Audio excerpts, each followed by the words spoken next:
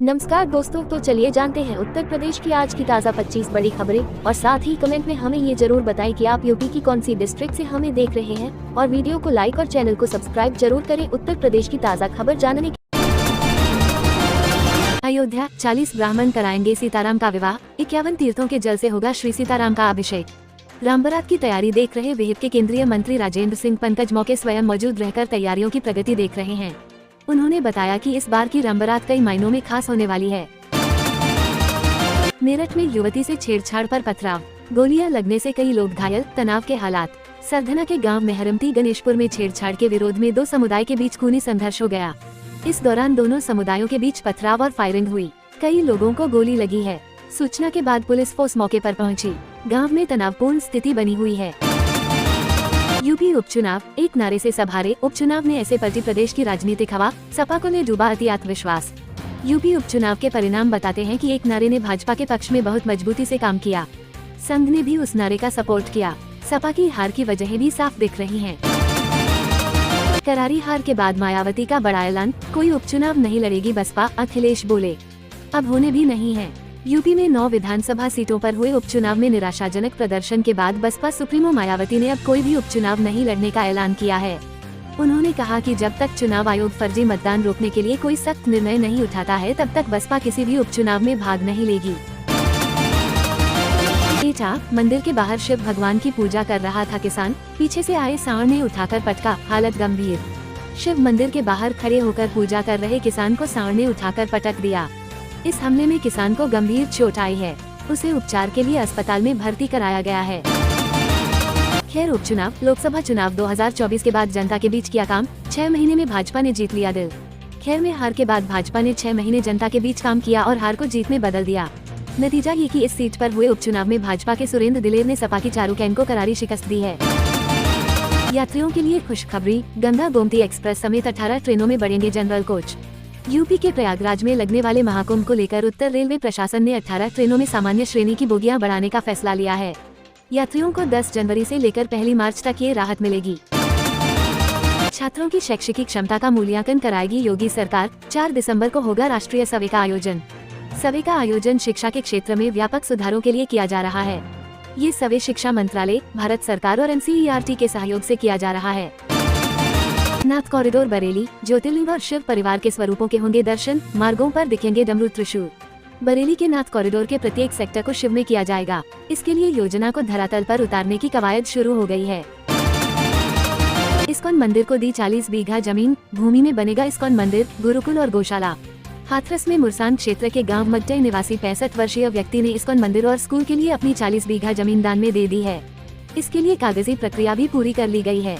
19 बीघा भूमि में इस्कॉन मंदिर, 6 बीघा में गुरुकुल और 15 बीघा में गौशाला बनाई जाएगी। यूपी में मौसम दोबारा लेगा करवट, गिरेगा पारा, बढ़ेगा कोहरा, पहाड़ी क्षेत्र में बर्फबारी के भी आसार। उत्तर प्रदेश में पछुआ हवा के असर से धुंध व कोहरा तो कम हुआ है, लेकिन धूप खिलने से दिन में तपिश बढ़ गई है। मौसम विभाग के मुताबिक 27 नवंबर से यूपी में मौसम दोबारा करवट लेगा। इससे ठंड व कोहरे का असर बढ़ेगा। खैर उपचुनाव, 4 बूथों पर नहीं खुल सका भाजपा और सपा का खाता, हाथरस के सांसद ने जीता बूथ। खैर उपचुनाव में भले ही भाजपा के प्रत्याशी सुरेंद्र दिलेर ने जीत हासिल कर ली, लेकिन 4 बूथों पर उनका और दूसरे नंबर पर रही सपा प्रत्याशी डॉक्टर चारुकैन का खाता नहीं खुल सका। यूपी के लाल ने कनाडा में लहराया परचम, Guinness book of the world record में दर्ज हुआ नाम। कनाडा के टोरंटो शहर में TCS ग्रुप के द्वारा हाफ मैराथन दौड़ आयोजित की गयी।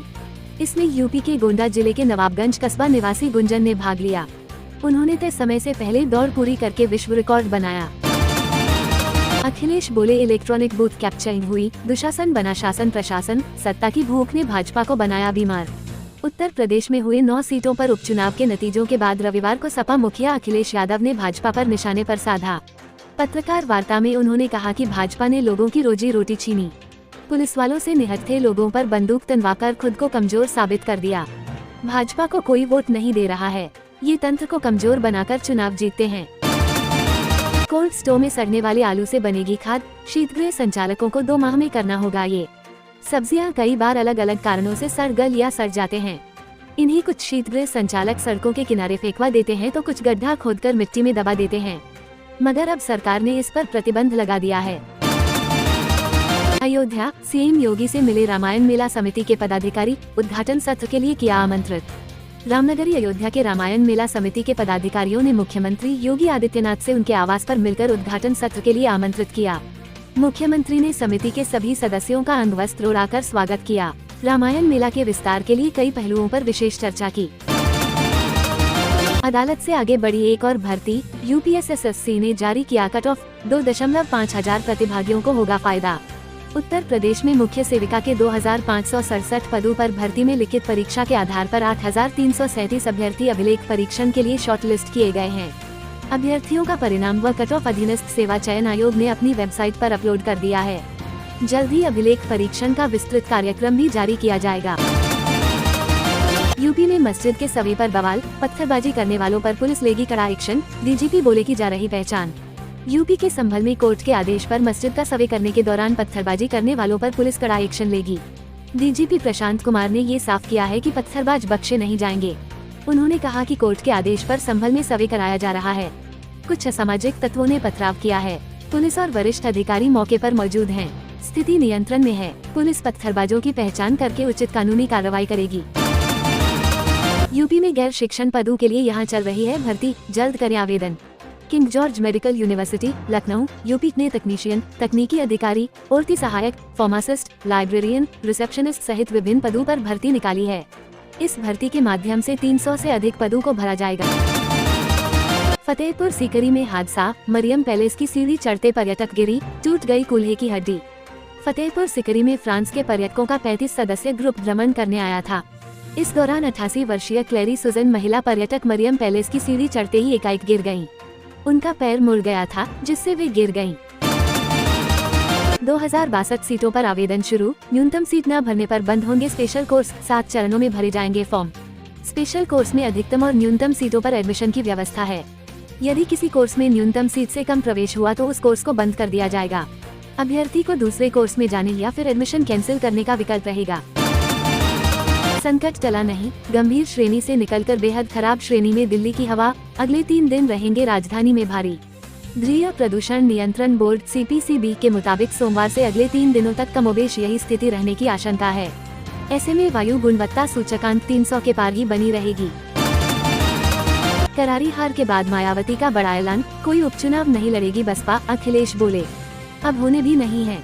बसपा सुप्रीमो मायावती ने ऐलान किया है कि जब तक फर्जी मतदान रोकने के लिए चुनाव आयोग कोई सख्त कदम नहीं उठाता है तब तक बसपा कोई भी उपचुनाव नहीं लड़ेगी। नोएडा मेट्रो में जनरल मैनेजर के लिए भर्ती, 2 लाख से अधिक मिलेगा वेतन, जल्द करें आवेदन। मेट्रो में जॉब करने का सपने देख रहे उम्मीदवारों के लिए सुनहरा मौका है, क्योंकि नोएडा मेट्रो रेल कॉरपोरेशन ने जनरल मैनेजर पद के लिए अधिसूचना जारी कर दी है। इसके लिए आवेदन प्रक्रिया दिसंबर में समाप्त होगी। नीलामी में मालामाल हुए पंत, बने सबसे महंगे खिलाड़ी। IPL 2025 की मेगा नीलामी की बम्पर शुरुआत हुई है। ऋषभ पंत IPL इतिहास में सबसे ज्यादा कीमत पर बिकने वाले खिलाड़ी बन गए हैं। उन्हें लखनऊ सुपर जायंट्स ने 27 करोड़ में खरीदा। तो ऐसे ही फटाफट खबरें जानने के लिए हमारे चैनल को सब्सक्राइब जरूर करें और साथ ही वीडियो लाइक करना ना भूलें।